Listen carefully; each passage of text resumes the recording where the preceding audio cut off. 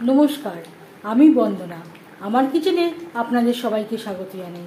আবারও এসে হাজির হয়েছি আলু দিয়ে বাটা মাছের ঝোলের একটি রেসিপি নিয়ে। দেখে নেওয়া যাক আজকের এই রেসিপিটি। আজ তৈরি করব গরমে আলু দিয়ে বাটা মাছের পাতলা ঝোল।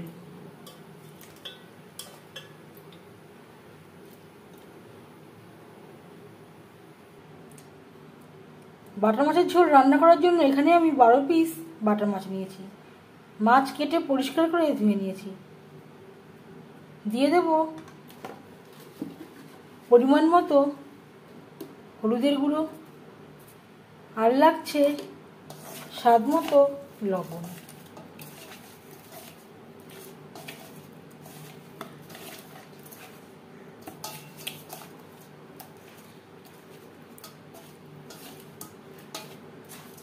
লবণ হলুদ দিয়ে মাছ বেশ ভালো করে মেখে নেওয়ার পর 5 মিনিট রেস্টে রেখে দেব।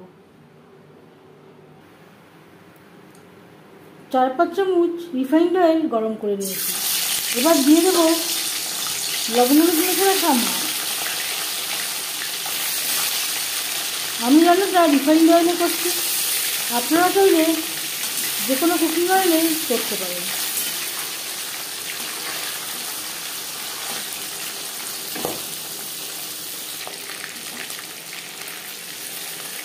একটা সাইড ভাজা হয়ে গেলে অপর সাইডটা উল্টে দেবে।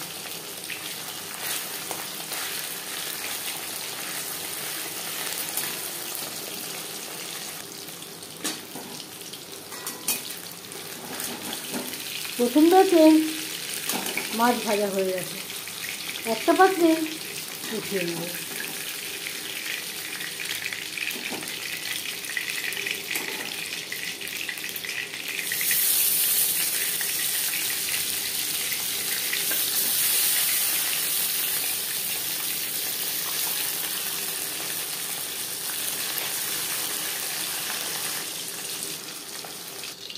তিনবারে আমি মাছ ভেজে নিয়েছি।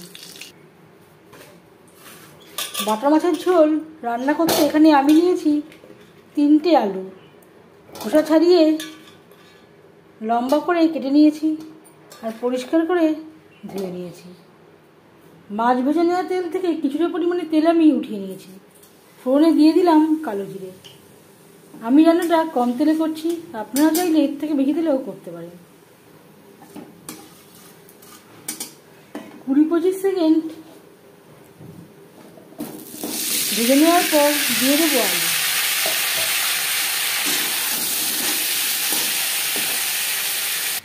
বাটা মাছের ঝোলের জন্য একটা মশলা আমি তৈরি করে নেব। নিয়েছি 2টো টমেটো, স্বাদ অনুযায়ী কাঁচা লঙ্কা। আপনারা যেমন ঝাল খেতে পছন্দ করেন সেই অনুযায়ী লঙ্কা নেবেন। আর নিয়েছি 1 টুকরো আদা।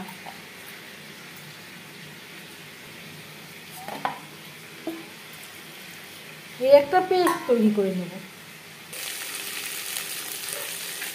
2 মিনিট রান্না করে নেওয়ার পর দিয়ে দেব মশলার পেস্ট।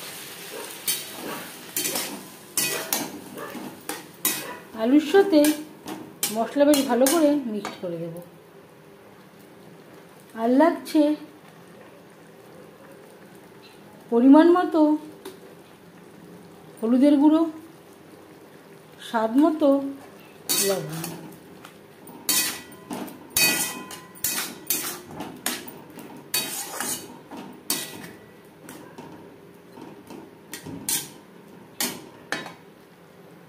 আর দিয়ে দেব মশলা ধোয়া জল, যাতে পুরো মশলাটাই অ্যাড করতে পারি।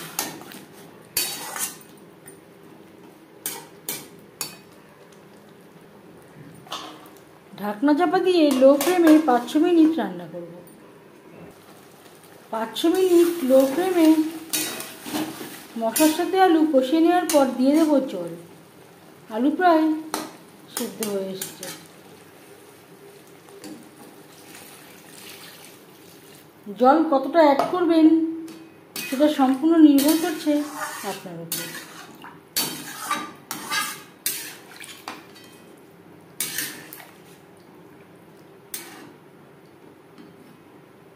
গ্রেভি ফুটে ওঠা পর্যন্ত অপেক্ষা করব।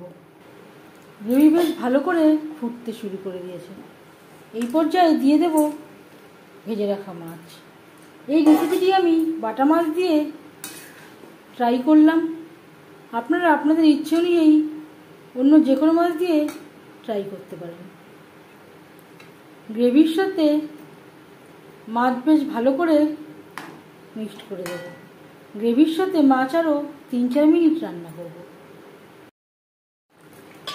4-5 মিনিট রান্না করে নেওয়ার পর দিয়ে দেব 1 মুঠো ধনেপাতা কুচি। যদি আপনাদের কাছে ধনেপাতা না থাকে এর পরিবর্তে ভাজা জিরের গুঁড়ো ব্যবহার করতে পারেন। ধনেপাতা গ্রেভির সাথে বেশ ভালো করে মিক্সড করে দেব। 1-2 মিনিট রান্না করে নেওয়ার পর গ্যাসের ফ্লেমটা বন্ধ করে দেব। 10 মিনিট থেকে স্ট্যান্ডিং টাইমে রাখবো। আলু দিয়ে বাটা মাছের ঝোলের রেসিপিটি কেমন লাগলো অবশ্যই জানাবেন কমেন্টের মাধ্যমে। যদি এই রেসিপিটি ভালো লেগে থাকে লাইক করবেন, শেয়ার করবেন, সাবস্ক্রাইব করবেন আমার চ্যানেলটিকে। বেল আইকনটা প্রেস করে দেবেন।